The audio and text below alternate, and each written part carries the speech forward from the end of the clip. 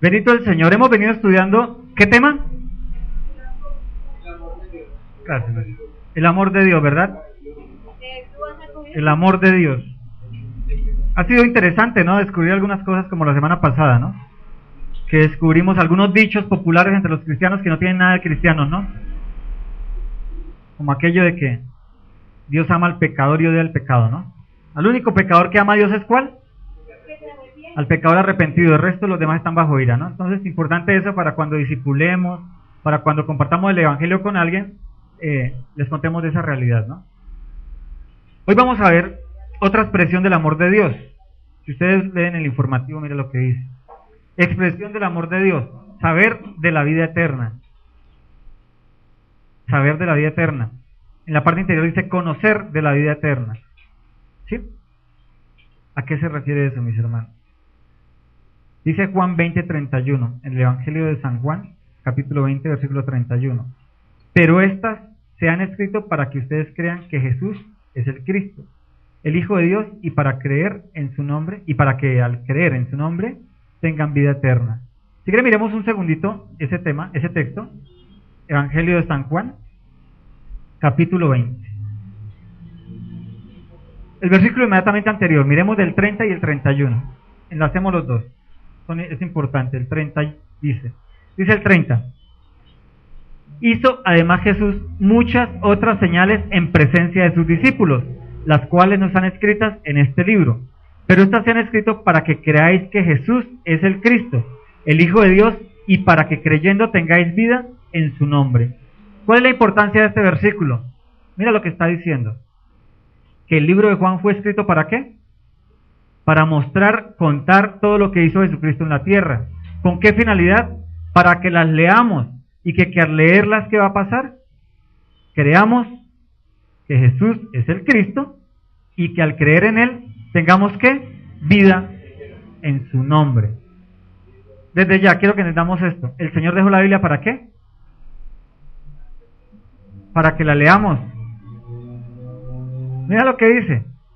Hizo además Jesús muchas otras señales en presencia de sus discípulos, las cuales no están escritas en este libro, pero estas se han escrito para que creáis que Jesús es el Cristo, el Hijo de Dios, y para que creyendo tengáis vida en su nombre.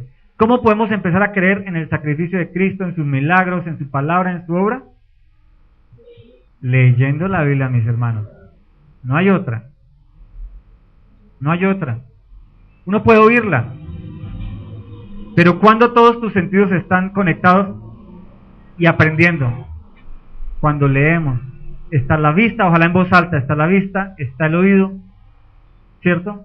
Está el tacto, estamos tocando la Biblia.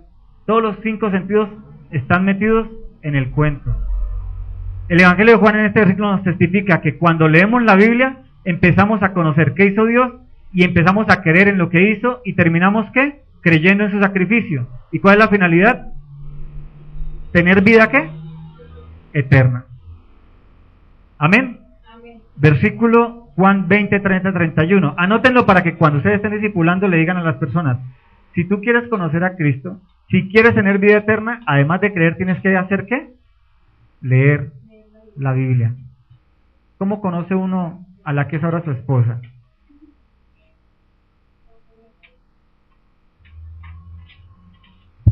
Yo creo. No, pero es la anterior. Guárdamela ahí. Ya la pasada. Si no leemos, ¿cómo vamos a conocer a Cristo? Uno como nos conoció a la que es ahora su esposa o su esposo. ¿Cierto? Le empezó a conocer los gustos, empezó a conocer cómo hablaba. Decía, ay, tan fea estas palabras que tiene, pero es tan bonito. Habla tan feo, pero sonríe tan bonito. ¿No era así? ¿Cierto que sí? Empezó uno a conocerlo y llegó a habituarse a él y le gustó cómo hablaba, aunque hablaba feo, ¿no? Ay, tiene unas expresiones tan feas, pero es que es tan lindo. Y llegó un tiempo en que se adaptó y se acostumbró, ¿cierto? Ay, es que es tan regañona esa mujer, es tan agradable estar con ella. Se acostumbró a los regaños, ¿cierto? Que a veces son exhortaciones que edifican, ¿no? Entonces, la única forma de conocer a Cristo, saber qué hizo Él, por qué lo hizo, con qué finalidad y para quién, es leyendo la Biblia. Amén. A sus discípulos insístale en que lean la Biblia, en que lean la Biblia, 1 o 2 versículos, pero que lean la Biblia. Amén. ¿Verdad que sí? Entremos en materia, mis hermanos. Otra expresión del amor ágape del Señor. Ahora sí, vámonos a primera carta de Juan, el último libro escrito por el apóstol Juan, capítulo 5.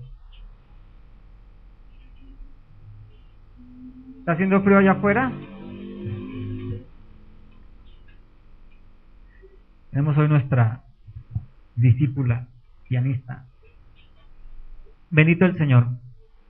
Las cartas de Juan. Yo les he dicho que las lean, ¿no? Empiecen a leer las cartas de Juan. Juan es el profeta, el evangelista del amor, ¿no? Él todo lo habla con amor. ¿Recuerdan quién era el que recostaba su oído en el pecho de Cristo? Juan, ¿no? Entonces, cuando uno recuesta el pecho en los oídos en el pecho de su hijo, de su esposa, de su esposo, ¿qué escucha? El corazón, ¿no? Entonces, imaginémonos que Juan descubrió el corazón de Cristo, ¿no? Su palpitar. ¿Se imaginan? Chévere, ¿no? Algún día nos va a tocar, ¿no? Yo no sé cómo será el corazón de Cristo en el cielo, pero se supone que tiene un cuerpo físico, debe tener corazón, ¿no? Escucharemos su palpitar. Ojalá nos permita recostarnos un día, ¿no? Sería como interesante, ¿no? Bendito el Señor. Primera carta de Juan, capítulo 5, versículo 12. Vamos a ir versículo por versículo y a trabajar cada uno de ellos y vamos a descubrir el amor de Dios en medio del conocerlo, del conocimiento de Él. Dice el versículo 12. Primera de Juan 5, 12. Voy a tomarlo desde el 11, si me lo permiten, si no estoy mal. Desde el 11. Dice, el versículo 11. Y este es el testimonio, que Dios nos ha dado vida eterna, y esta vida está en su Hijo. Ahora sí lo que está en el informativo. El que tiene el Hijo, tiene la vida. El que no tiene al Hijo de Dios, no tiene la vida. Estas cosas les escribo para que crean en el nombre del Hijo de Dios, para que sepan que tienen vida eterna. Esta es la confianza que tenemos al acercarnos a Dios, que si pedimos conforme a su voluntad, Él nos oye. Y si sabemos que Dios oye todas nuestras oraciones, podemos estar seguros de que ya tenemos lo que hemos pedido. Si alguno ve a su hermano cometer un pecado que no lleva a la muerte, ore por él a Dios y le dará vida eterna. Me refiero a quien comete un pecado que no lleva a muerte. Hay un pecado que sí lleva a muerte, y en este caso no digo que se ore por él. Toda maldad es pecado, pero hay pecado que no lleva a la muerte. Sabemos que el que ha nacido de Dios no está en pecado. Jesucristo, que nació de Dios, lo protege y el maligno no llega a tocarlo. Sabemos que somos hijos de Dios y que el mundo entero está bajo el control del maligno. También sabemos que el Hijo de Dios ha vencido y nos ha dado entendimiento para que conozcamos al Dios verdadero y estemos con Él. Y estemos con el verdadero, con su Hijo Jesucristo. Este es el Dios verdadero y la vida eterna. Queridos hijos, apártense de los ídolos. Expresión del amor ágape de Dios, el conocer la vida eterna. Hay personas que no conocen a Dios, pero hablan como si le conocieran, ¿no? Por la religión, por la espiritualidad que de pronto manejan, el budismo, la metafísica, bueno. Las diferentes formas de buscar a Dios según el hombre, no según Dios mismo. Y cuando uno les habla de Dios, algunos de ellos, ¿qué dicen? Dicen, Dios, a Él no le interesa esta creación. Él hizo esto y esto es un partido de fútbol. Él se ha sentado viendo que unos ganen y otros pierdan, que unos corran y los otros caminen. ¿Cierto? Que unos metan goles y los otros se los dejen meter. Hay muchos que dicen eso, ¿no? Dicen, Dios hizo esto como un juego de azar, a ver qué pasa. Otros dicen, no, Dios se la pasa peleando entre el bien y el mal. O sea, se la pasa peleando con el diablo, como si el diablo tuviera el mismo poder de Dios. Son diferentes expresiones de la gente que cree conocer a Dios, ¿no? Algunos lo conocen en la religión y dicen, mi Diosito me hizo el milagrito. ¿Cuál Diosito? El divino niño. ¿Y lo conocen a través de qué? De un ídolo, de una figura, ¿cierto? Otros dicen conocer la palabra del Señor y la manipulan según su conveniencia. Entonces la argumentan conforme a lo que necesitan a diario. No, yo sí creo en Dios, pero no creo en la religión. Las iglesias manipulan a la gente y es para sacarle la plata a la gente, ¿cierto? Argumentan su propia creencia en Dios, pero no creen en Dios de la Biblia, que dice que deben congregarse, que deben obedecer la palabra, que no deben argumentarla. Entonces, ¿a qué viene esta introducción, mis hermanos? A que el amor de Dios fue tan grande que Él nos dejó su conocimiento, o sea, el cómo conocerlo a Él, de manera fidedigna, que viene de parte de Él, no de parte humana. Por eso nosotros desde un púlpito lo que hacemos es enseñar la palabra, pero ¿de quién depende el aprenderla y el estudiarla? De cada uno de los creyentes. Coger la Biblia, leerla y descubrir al Cristo del que habla la Biblia para sí mismo, sin argumentarla. Cristo dijo aquí que murió en la cruz, que derramó su sangre y que esa sangre me cura a mí de los pecados si yo creo en Él y me arrepiento de los pecados y me da vida eterna, ¿cierto? No hay que argumentar eso. Si yo argumento eso, ¿qué estoy argumentando ya? La Biblia. Cuando yo argumento un solo versículo, ¿qué estoy haciendo? Desvirtuando la Biblia. Porque estoy diciendo, no, es que como esto lo escribió un hombre, él como que se equivocó aquí. Por ejemplo, algunos dicen, Pablo decía que este cuerpo de muerte, ay de mí, que me hace hacer lo que yo no quiero hacer. Entonces algunos dicen, es raro eso, porque si Dios me santifica y yo soy santo, ¿por qué voy a pecar? Pero Pablo está diciendo que vivimos en un cuerpo que peca. Entonces si yo argumento eso, y me quedo un monje, o me quedo un sacerdote católico, o un superapóstol que dice que no peca, o un superprofeta evangélico, que dicen que ya no pecan, está argumentando una porción de la Biblia. ¿Ya eso lo hace qué? Un falso creyente. Esa es la parte interesante, que cuando empezamos a conocer la Biblia, a leerla, entendemos qué debemos hacer y qué no debemos hacer. Eso nos hace conocer a Dios. Entonces Dios es tan bueno que Él dejó su Biblia para que conozcamos qué es lo que Él quiere de nosotros, qué Él tiene para nosotros y qué nos pide a nosotros. Eso es un papá bueno, ¿cierto? Un papá que ama. ¿No es así? Por ejemplo, cuando uno con sus hijos naturales, sus hijos en el hogar, le preguntan cosas, uno tiene dos opciones, contarles, ¿cierto? Y tiene una opción, decirle, chino, eso no le corresponde a usted porque usted es muy chiquito, o a usted no le interesa eso. ¿Cuál es la mejor opción para él en crecimiento en relación? Que yo le diga, ¿cierto? Por ejemplo, él me dice, papá, ¿y por qué toca trabajar? Ya, chino, para comprarle sus útiles escolares. Pero si yo le digo, mire, hermano, lo que pasa es que la Biblia dice, y lo llevo a la Biblia, no le estoy dando un argumento bíblico, alimentando su fe y haciéndolo partícipe de lo que Dios lo, desde chiquito. Porque él le puede decir, pues hermano, toca trabajar porque cómo comemos, cómo pagamos el arriendo, cómo.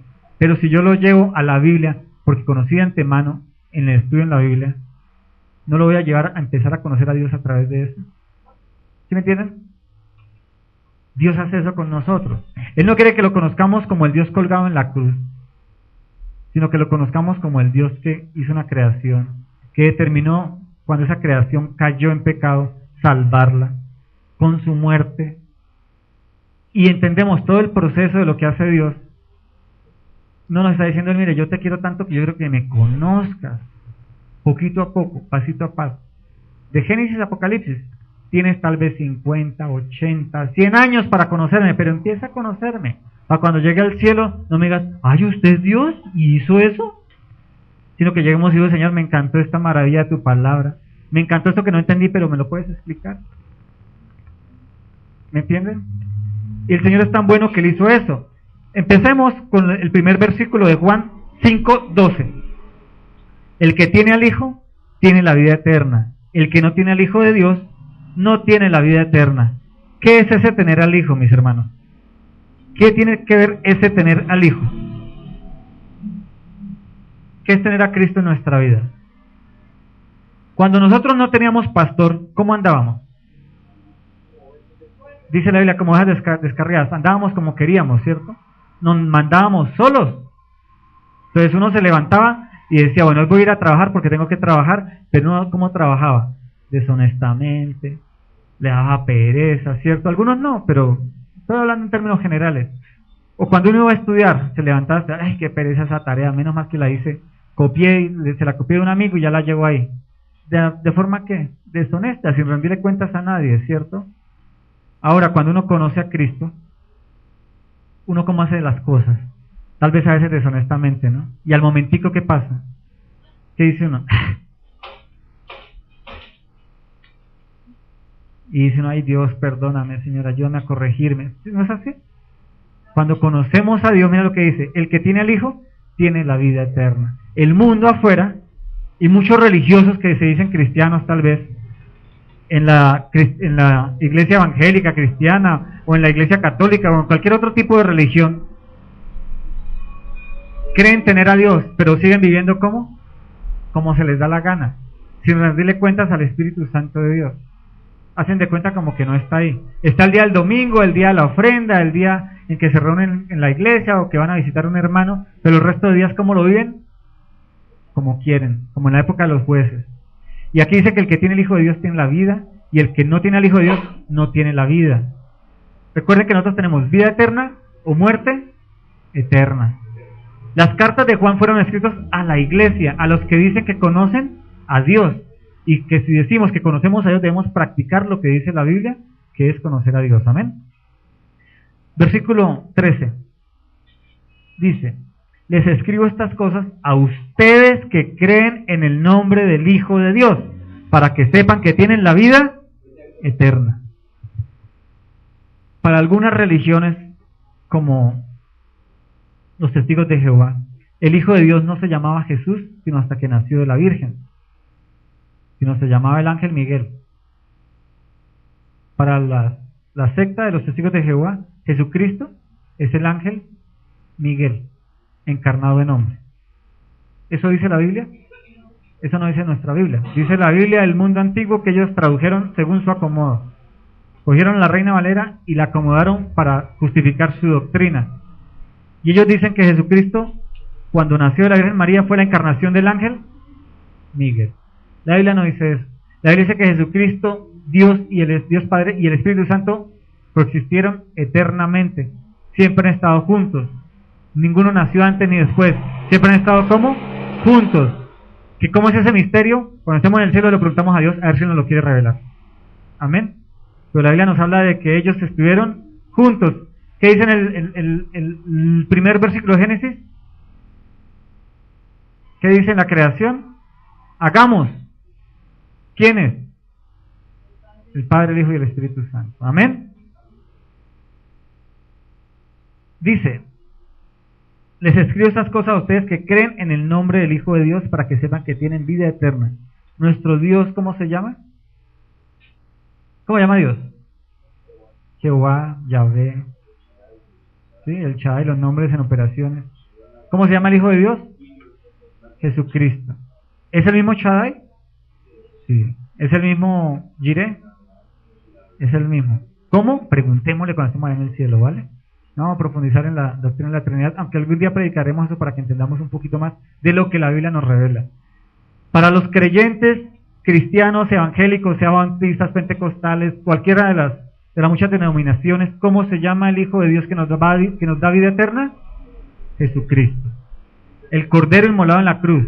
El Cordero sustituto para que tengamos vida eterna cuando creemos en su sacrificio. Amén. Nuestro Dios no se llama la divina, la Virgen María del Carmen, o la Virgen de Chiquinquirá, o la Virgen de no sé qué. No se llama el Divino Niño. No se llama San Juan Bosco ni la Virgen no sé qué. ¿Cómo se llama nuestro Dios único intercesor ante el Padre? Jesucristo. No se llama Buda, no se llama Krishna, no se llama Jesucristo ascendido para los gnósticos. Se llama Jesucristo. ¿Cómo fue su nombre en la tierra? Jesús. ¿Cómo es su nombre resucitado? Jesucristo. Jesucristo, ¿qué significa? Jesús, ¿qué significa? Salvador. ¿Qué significa Cristo? El ungido, el Mesías, Salvador, el Mesías prometido, Jesucristo. Amén. Ese es el nombre de nuestro Dios, nuestro Rey, nuestro guía, nuestro ayudador, nuestro consolador, nuestro intercesor, nuestro todo, mis hermanos. ¿A quién le rindes cuentas tú? ¿A Dios Padre a través de quién? De Jesucristo.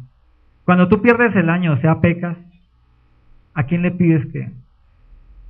¿A quién le pides? Que traiga misericordia, que su misericordia te lave, te limpie y te restaure.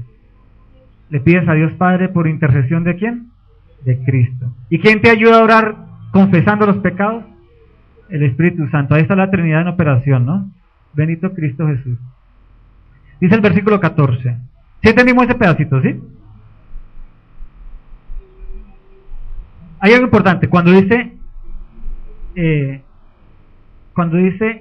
ustedes que creen, ese creen, el versículo, el texto en griego está en un presente continuo. Yo siempre lo he repetido, no es por haber creído alguna vez, sino por creer que siempre. Ahí está la santificación que tenemos. Si yo creí por solo una vez, soy de ese cristiano que porque hizo una oración de fe, cree que ya todo bien, que todo está perfecto. Y puede vivir su vida loca. Creyó una vez, hizo la oración de fe y ya, todo bien. No. Ese verbo es una expresión continua. Estoy creyendo siempre. Hoy creo, mañana creo, más tarde creo y siempre creeré. Y como siempre creo, trato de ¿qué? De hacer lo que en el que creo, lo que Él me manda a hacer. ¿Amén? ¿Sí? Versículo 14. Esta es la confianza que tenemos al acercarnos a Dios, que si pedimos conforme a su voluntad, Él nos oye. Cuando dice, esta es la confianza que tenemos, está diciendo dos palabras: franqueza y audacia. Franqueza y audacia. ¿Cómo funciona la franqueza? ¿Cómo es la franqueza? Ser sinceros. Yo creo sinceramente en lo que Cristo hizo en la cruz.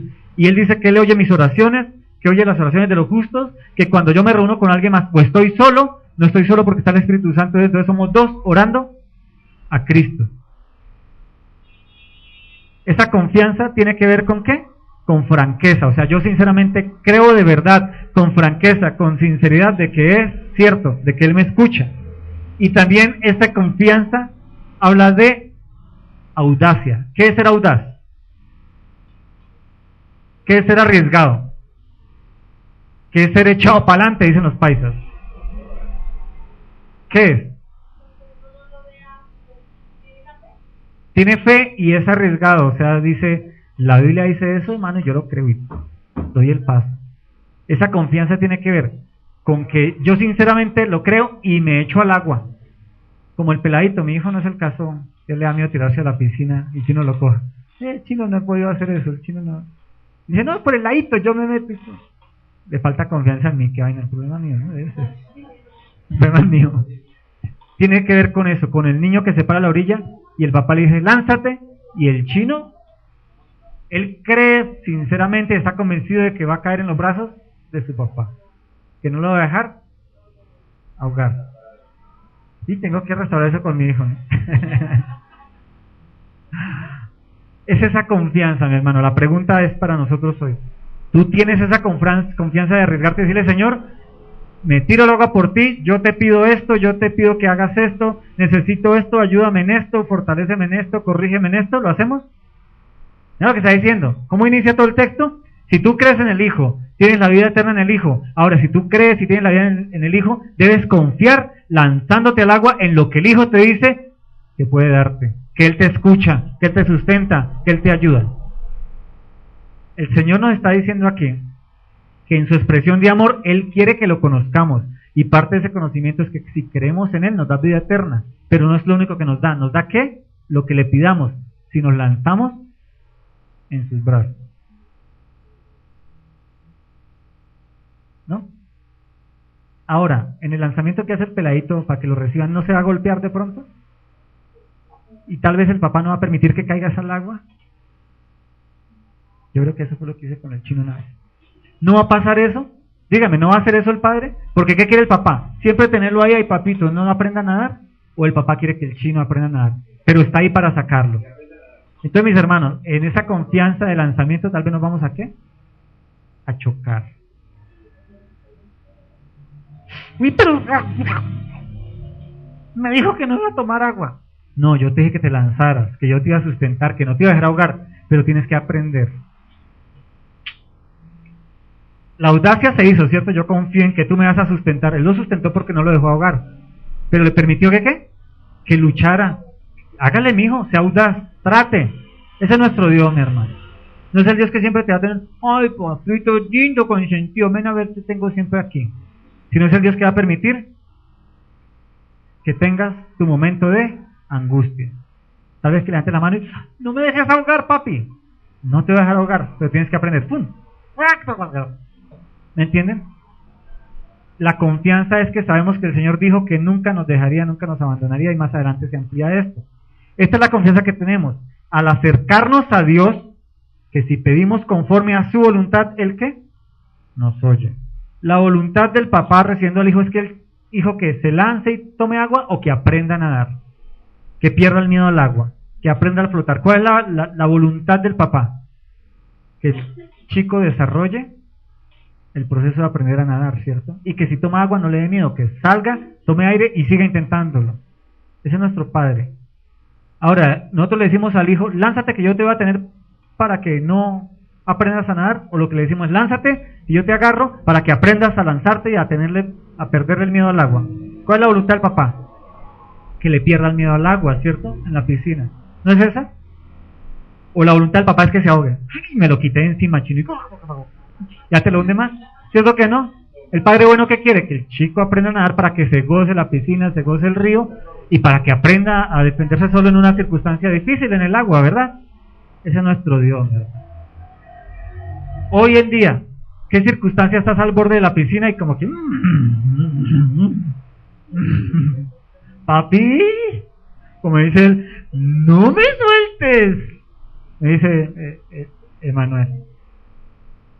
Esta vez estuve más relajado en la piscina enseñándole yo a nadar. Estuve mucho más relajado. Ese es nuestro Dios. ¿En qué punto estás tú en alguna situación en tu vida en que estás al borde de la piscina, ves a tu papá que quiere sustentarte, ayudarte, enseñarte, que tal vez te va a poner a tomar un poquito de agua, pero va a estar ahí y que tú todavía no te lanzas? Yo sé que tenemos circunstancias todos en que no nos hemos porque nos da miedo tomar agua. Nos da miedo ahogarnos, aunque la piscina mide 1.50 y nosotros 1.60. No nos vamos a ahogar. Y además está ahí el Padre bueno que nos sustenta, que prometió que nunca nos dejaría y nunca nos abandonaría. Yo sé que tenemos circunstancias, mis hermanos. Esa oración que quieres hacer y que te da miedo hacer, ¿será que Dios sí me lo concede? Uy, no, ¿y qué tal que me pidas? Uy, no, ¿y qué tal que me pidas esto otro? Uy, no.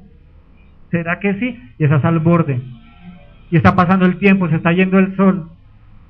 Ya tienes que coger el viaje de regreso a casa y no eres capaz de, por miedo a. Y dice que si creemos en Él y tenemos vida eterna, la confianza, la seguridad, la audacia de lanzarnos al agua que tenemos al acercarnos a Dios, es que si pedimos conforme a su voluntad, Él nos oye. Yo creo que el niño quiere aprender a nadar, le falta confianza. Como padre yo debo darle esa confianza para que se lance. ¿Cuál es la confianza que nos da Dios? Su conocimiento de que si creemos en Él, Él nos va a dar, nos va a ayudar. Amén. Versículo 15. Y si sabemos que Dios oye todas nuestras oraciones, podemos estar seguros de que ya tenemos lo que hemos pedido. Mira lo que dice. Y si sabemos. ¿Cómo sabemos?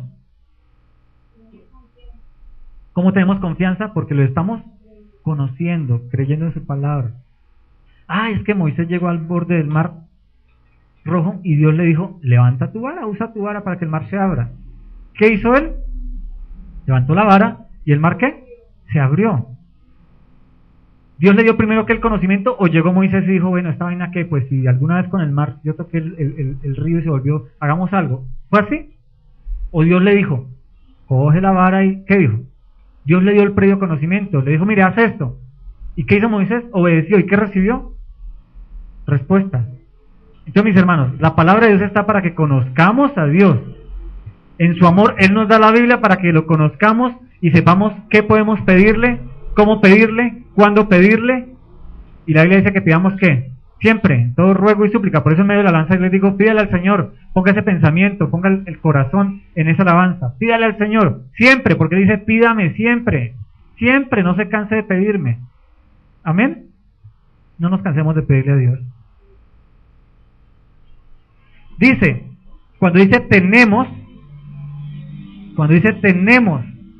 todo lo que pedimos, dice, y sabemos que Dios oye todas nuestras oraciones, podemos estar seguros que ya tenemos lo que le pedimos. ¿Cuándo estoy seguro? ¿Cuando ya lo tengo aquí físicamente? ¿O lo tengo en la petición que le hice y que yo sé que Él va a cumplirla porque dice en su palabra que Él cumple las peticiones conforme a su voluntad? No estoy hablando del evangelio de la prosperidad que dice, ¿quieres esa casa? Ve y tócala y pídele al Señor y Él te la va a conceder. Estoy hablando de que cuando tú conoces a Dios y Él te promete sustento, abrigo, techo, tú le dices, Señor, tu palabra dice que yo tengo, que tú me vas a sustentar el techo. Yo quisiera una casa propia, Señor, porque lo que pago en arriendo podría ser la cuota de la casa. Concédeme esa petición. ¿Es válida o no? ¿Cierto? Ahora, ¿Que el Señor quiere darte una casa propia? Depende de Él. Porque tal vez toda la vida te dé ¿qué? Lo de pagar el arriendo, no sabemos. Pero tú pídele, que el Señor un día te va a decir, mira, yo no te voy a dar casa propia porque es que yo necesito que te traslades de sitio en sitio. Entonces no te voy a dar algo que te va a aferrar y vas a perder el ministerio que yo quiero darte, por ejemplo. ¿Me entiendes? Entonces en medio de la oración un día Él nos va a decir, vamos a sentirlo, a saber, no, pues Dios no va, no, tengo tanto tiempo rogándole, he pagado tanto, ya hubiera comprado 2 casas, pues Señor, como que tú no me vas a dar casa propia. Te doy gracias porque siempre me da sustento y vivo en el sitio que quiero vivir. Cuando la casa está medio derrumbada, llamo al dueño y le digo hay que meterle plata o voy y busco otra mejor. ¿Entienden? Cuando entramos en comunión con Dios y lo empezamos a conocer, entendemos su voluntad y no nos va a doler nuestro corazón. Entonces, no nos cansemos de pedir, pero siempre digamos al Espíritu Santo, Señor, muéstrame que esa petición sea ¿qué? Válida, conforme a tu voluntad, conforme a tu palabra, que no sea para mi deleite, para mis pecados, sino que sea para bendición de mi vida, de mi casa, del ministerio, de bueno. Amén. ¿Sí? Ya tenemos es que yo creo en que tú lo vas a hacer. Y si no lo hace, le pregunto, Señor, ¿por qué no lo has hecho? Estoy orando mal, no como conviene.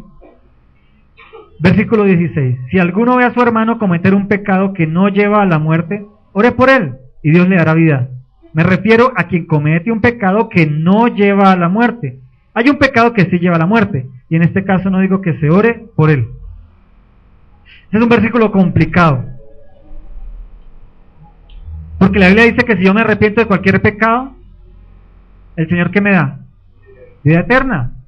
Y aquí dice que si yo cometo que si veo un hermano, alguien que se dice hermano en la iglesia, cometer pecado que lleva a la muerte, que no ore por él.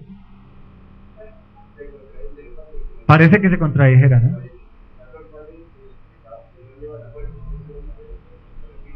¿Cuál es el pecado que lleva a la muerte? ¿O el que no lleva a la muerte? ¿Cuál pecado no lleva a la muerte? ¿Cuál pecado no lleva a la muerte?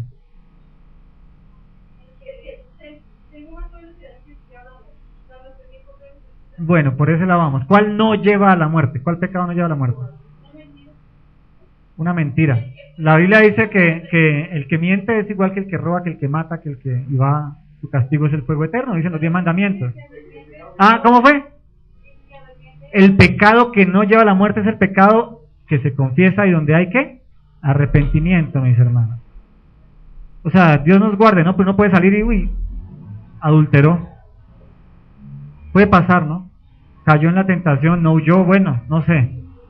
Pero si yo salgo de eso, me arrepiento, lo confieso al Señor, restauro las circunstancias, ¿no me perdonó ya Dios? ¿Me va a llevar a la muerte ese pecado que cometí? Tal vez me puede traer una muerte familiar, ¿cierto? Puede traer una hecatombe en la casa, ¿cierto? Con los hijos, con la esposa, con la iglesia, ¿cierto? Puede haber muertes de algún tipo, porque la paga el pecado, ¿qué es? Muerte. A veces no la muerte espiritual, pero mi pecado puede traerme muerte financiera, familiar. Algo va a traer, porque la consecuencia del pecado no se va de mis hermanos. La consecuencia del pecado no se va de.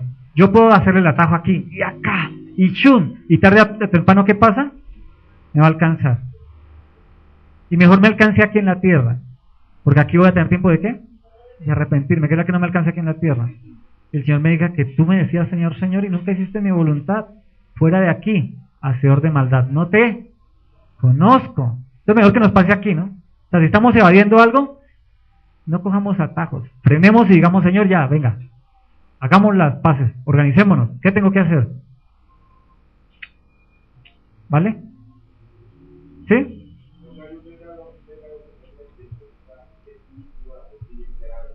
Sí. Bueno, vamos a eso. Amén, vamos a eso. Entonces mira lo que dice. Si alguno ve a su hermano cometer un pecado que no lleva a la muerte, ore por él y Dios le dará vida eterna. Me refiero a que quien comete un pecado que no lleva a la muerte, hay un pecado que sí lleva a la muerte, y en este caso no digo que se ore por él. Ustedes ya lo han dicho varias veces. La blasfemia contra el Espíritu Santo lleva a la muerte. ¿Qué es blasfemar contra el Espíritu Santo? Primero, hay varias cosas. Primero, blasfemia contra el Espíritu Santo, no creer en el sacrificio de Cristo. No creer que Cristo murió en la cruz, que Cristo es el Hijo de Dios, que Cristo murió, que Cristo resucitó y que Cristo está en el cielo, sentado a la diestra de Dios, intercediendo por las oraciones de los santos. Eso es blasfemia contra el Espíritu Santo, porque la obra del Espíritu Santo fue ¿qué? La resurrección de Jesucristo. Cuando yo niego a Cristo de alguna manera, ¿estoy qué? Blasfemando contra el Espíritu Santo. Y es un pecado que lleva ¿a qué? A la muerte, porque si no creo en el sacrificio de Cristo, ¿qué tengo? Muerte eterna. Ahora, yo puedo creer en el sacrificio de Cristo y puedo blasfemar del Espíritu Santo.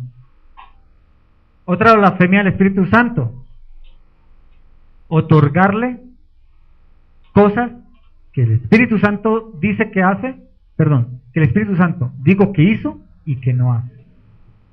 Por ejemplo, ven hermano, se llenó el Espíritu Santo y carrabacanda, ¡pum! El Espíritu Santo te está llenando, hermano. Mira la unción cómo pasa de mí hacia ti. ¿Eso qué es? Blasfemia al Espíritu Santo, porque le estoy diciendo que Él está haciendo cosas que Él no hace. El Espíritu Santo no toca y tumba. El Espíritu Santo no se transfiere por un toque ni por hablar en lenguas extrañas. Esos son obras del Espíritu Santo. Vengan hermanos los que han sido sanados por el Espíritu Santo, porque ungieron el pañuelo hace 8 días y están sanos por eso. Esa es blasfemia al Espíritu Santo. Es otorgarle obras que el Espíritu Santo no ha hecho. Entonces muchos de esos predicadores que hoy están allá haciendo ese tipo de milagros engañosos están blasfemando contra el Espíritu Santo, porque están diciendo: el Espíritu Santo está aquí, mira cómo se mueve. ¿Lo sientes? Si no lo sientes, pasa al frente para que lo sientas. La presencia de Él está aquí. Y caen al piso y hablan en lenguas y saltan y zapatean y parecen culebras en el piso y aúllan y gritan y ríen y hablan en lenguas extrañas que nadie entiende. ¿Eso qué es? Blasfemia al Espíritu Santo. Le están diciendo que el Espíritu Santo está haciendo cosas que no hace. ¿Eso lleva a qué muerte? A muerte espiritual. Es pecado de muerte. Dice la Biblia, mira cómo es lo que dice el versículo. Dice: si alguno ve a su hermano cometer un pecado que no lleva a la muerte, ore por él y Dios le dará vida. Me refiero a quien comete un pecado que no lleva a la muerte. Hay un pecado que sí lleva a la muerte, y en este caso no digo que se ore por él. Entonces hay que orar por esos predicadores que hablan de esa manera y que hacen ese tipo de milagros y campañas evangelísticas y que llenan estadios. Hay que orar por ellos. Hay que orar por la gente que está engañada por la obra infructuosa del diablo a través de ellos. ¿Qué espíritu los llena a ellos? El espíritu de este mundo, el espíritu de la avaricia, de la codicia. Más adelante lo vamos a ver. El espíritu de engaño. Mis hermanos, yo sé que tal vez alguna vez estuvimos en algún sitio de eso. Gracias a Dios por su misericordia, que nos limpió los ojos, limpió nuestros oídos y nos lavó con su sangre y nos dio el sello del Espíritu Santo, que nos dijo: esto que están haciendo allá no es mío. Eso que están haciendo allá no lo hice yo. ¿Ustedes creen que ellos hacen milagros engañosos? Miren a Faraón, quedó convencido de que lo que Moisés hacía era brujería porque sus brujos lo imitaban. ¿Lo entendemos? Esa es otra blasfemia del Espíritu Santo: otorgarle obras que Él no hace. Tenemos que tener mucho cuidado, ¿no? La Biblia, para orar por los enfermos, ¿qué dice? Vayan al enfermo y oren, Santiago 5, creyendo, y pidan salvación por esa persona. No dice tráiganlo aquí a que hagamos un espectáculo. No que no se pueda orar en la iglesia por los enfermos como lo hacemos aquí, no como show, sino como lo manda la Biblia. Amén. Y esas caídas y esas revolcadas que tal vez participamos, gracias al Señor por limpiarnos de eso. Fue parte de lo que hizo el Señor para limpiarnos, para traernos a Él. Pero nos sacó del engaño. Oremos por las personas que están allí en esos engaños. Pero dice que no oremos por quienes los ejecutan, porque ellos saben qué están haciendo y no creen en el Cristo de la cruz, sino en el Cristo que ellos se argumentaron. Amén. Por eso es que hay que conocer a Dios, y en su infinito amor ágape Él nos dejó la Biblia para leerla, estudiarla y pedirle al Espíritu Santo que nos dé su entendimiento y discernimiento. Amén. Seguimos, hoy tenemos cena. Versículo 17: toda maldad es que pecado, pero hay pecado que no lleva a muerte. Ya lo ampliamos. Sabemos que el que ha nacido de Dios no está en pecado. Jesucristo, que nació de Dios, lo protege y el maligno no llega a tocarlo. Tal vez por eso hay mucha gente en esas iglesias engañada, porque no son de Dios. ¿Y están llenos de quién? Del maligno. Tal vez muchos no son de Dios, creen que son de Dios, están engañados por un personaje. Hay que orar por ellos. para que el Señor interceda y los selle con el Espíritu Santo y sean salvos. Pero es una gran mayoría. El Señor lo dijo, ¿no? Muchos se amontonarán conforme a sus concupiscencias, a sus deseos. Mi deseo es codicia, plata, prosperidad. ¿Por qué estoy entonces en la iglesia esa? Porque allá que me brindan para el oído es prosperidad, sanidad, milagros, cosas, obras, ser cabeza y no cola. ¿Y la Biblia qué dice? ¿Qué dice la Biblia? Que nos guardemos de los falsos profetas, de aquellos que dicen paz, paz, y dice el Señor que vendrá ¿qué? Espada. Aquellos que dicen el Señor quiere bendecirte, el Señor no quiere que tú sufras, no quiere que estés enfermo, y la palabra que nos dice, vas a sufrir, vas a caer en pecado, pero te vas a arrepentir, tal vez te falte y vivas en escasez, pero yo te voy a sustentar. ¿No dice eso la Biblia? Bendita la misericordia del Señor que nos dejó su palabra. Versículo 19. Sabemos que somos hijos de Dios y que el mundo entero está bajo el control del maligno. ¿Sabemos eso, mis hermanos? Vemos el pecado en la calle, prendemos la televisión y vemos el pecado, nos conectamos en WhatsApp y vemos el pecado de la gente que allí chatea. ¿Lo vemos o nos parece normal? ¿Escuchamos un reggaetón y nos parece normal? ¿O escuchamos la pornografía, la prostitución, el abuso sexual, el rebajar a las mujeres en el reggaetón? ¿Sí lo captamos? Perrea, ¿entendemos esos términos? ¿Cómo el mundo está de continuo hablando de pecado? Si todavía confundimos al mundo y no nos parece pecado, pidamos al Espíritu Santo que nos limpie el corazón, la mente, los oídos. Amén. Si todavía hablamos con la vieja naturaleza, como hablamos hoy con Henry en esta mañana, comentándole algo, digámosle, Espíritu Santo, ¿qué pasó acá? Amén. ¿Sí? Sabemos que el que ha nacido de Dios no está en pecado. Jesucristo que nació lo protege y el maligno lo toca. Sabemos que somos hijos de Dios y que el mundo entero está bajo el control del maligno. También sabemos que el Hijo de Dios ha venido y nos ha dado entendimiento para que conozcamos al Dios verdadero y estemos con Él. ¿Quién nos dio el conocimiento del Dios verdadero? Cristo, la obra de Jesucristo. Por eso si yo creo en Cristo a una manera diferente a como lo dice la Biblia, no voy a alcanzar el conocimiento de Dios. Voy a hacerme un argumento de Dios, a creerme a Dios conforme a mi concupiscencia, a mi carne. Entonces creo en oración fuerte al Espíritu Santo, creo en los adventistas, en los pentecostales, en los católicos o en los evangélicos de prosperidad y milagros. Porque me lo argumenté, no conozco al Cristo de la cruz, que dice yo morí aquí por tus enfermedades. ¿Cuáles? Las del pecado, mijo, pero tal vez te vaya a dar cáncer. Tal vez vivas con gripa toda la vida. Tal vez vivas con X enfermedad, pero yo estoy ahí, te sustentaré, te voy a fortalecer. Ese es Dios. No que no podamos pedirle, Señor, haz el milagro y quítame esta enfermedad, porque Él dice, pide a mí, yo te daré. Tal vez te voy a pasar por un proceso de enfermedad para que más te humilles y me conozcas en medio de la enfermedad y después te voy a restaurar, como lo dice con Job. Amén. Por eso hay que clamarle al Señor. ¿Estás enfermo por algo? Clámale al Señor. ¿Vale? ¿Sí? Bendito el Señor. Sabemos que el Hijo de Dios ha venido y nos ha dado entendimiento para que conozcamos el Dios verdadero y estemos con Él. El amor ágape del Señor es ¿cuál? Revelarnos a su Hijo a través de la palabra, de la obra que Él hizo, para que conozcamos a Dios. No podemos conocerlo por otra manera diferente que Jesucristo. Por eso ninguna religión salva, ni venir a casa verea salva. Salva a conocer al Cristo resucitado a través de su palabra, de la comunión con el Espíritu Santo. Amén. Y por último, dice, para que conozcamos al Dios verdadero y estemos con Él verdadero, con su Hijo Jesucristo. Este es el Dios verdadero y la vida eterna, Jesucristo. Versículo final. ¿Qué dice? Queridos hijos, que apartados de los ídolos. Mira todo cómo inicia todo el proceso. Inicia con Jesucristo y nos dice que si lo tenemos a Él, tenemos la vida eterna. Después nos dicen que si le pedimos a Él, conforme a su voluntad, Él nos oye y nos va a dar las cosas. Si nos lanzamos al agua, entendiendo que Él dice que nos va a dar las cosas, Él nos la va a dar, efectivamente. Que Él va a corregir lo que le pidamos si está fuera de su voluntad. Que si vemos a alguien cometer pecado, podemos orar por él para que sea restaurado. Pero si es un pecado que es blasfemia contra Él mismo, no oremos por él porque podemos hacernos partícipes de ese pecado. Y ahora nos lleva a entender que si estamos con Cristo, conocemos al mundo y sabemos qué es pecado y qué no es pecado. Y ahora por último, Nos está diciendo que apartémonos de los ídolos.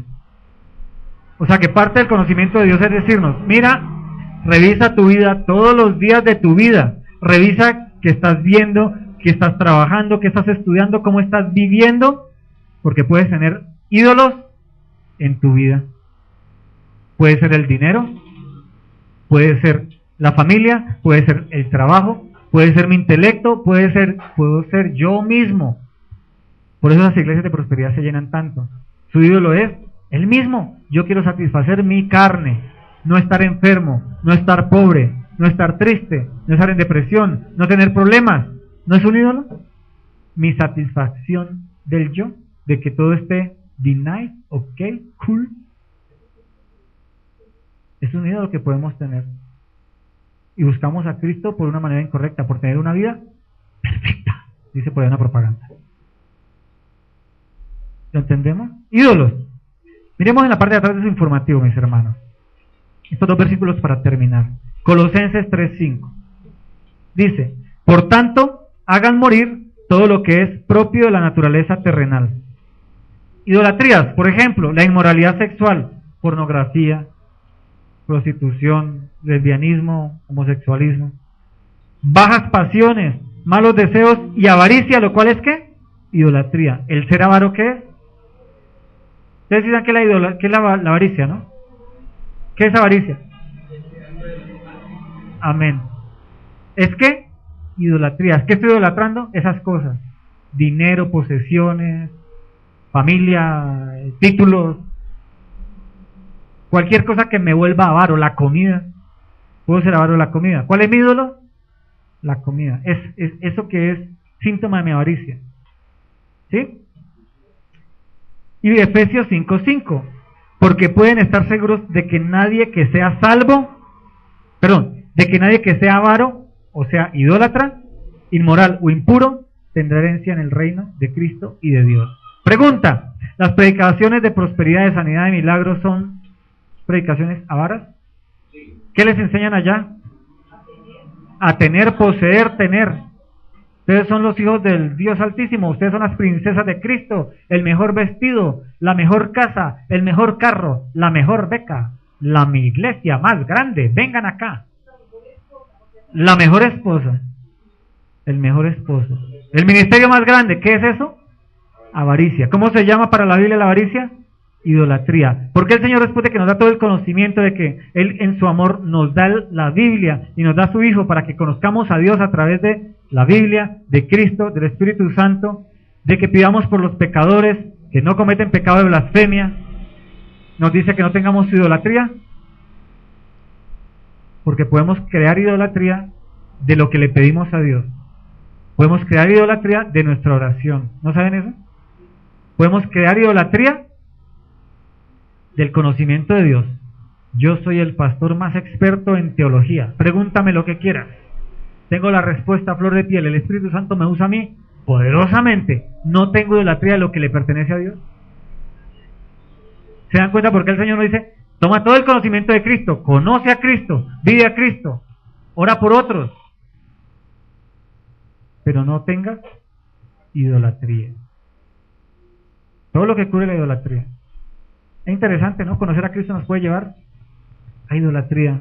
La vanagloria es idolatría, ¿no? Yo soy el más duro. Amén. Idolatría, mis hermanos. Por eso termina el texto. Guardarnos de la idolatría. Idolatría no es solamente tener una estampita del divino niño, ¿no? A veces creemos que solo es. Idolatría es todo aquello que nos quita el tener la mirada en Cristo. Idolatría es todo aquello que dejo de hacer lo que Cristo me manda a hacer por hacer eso.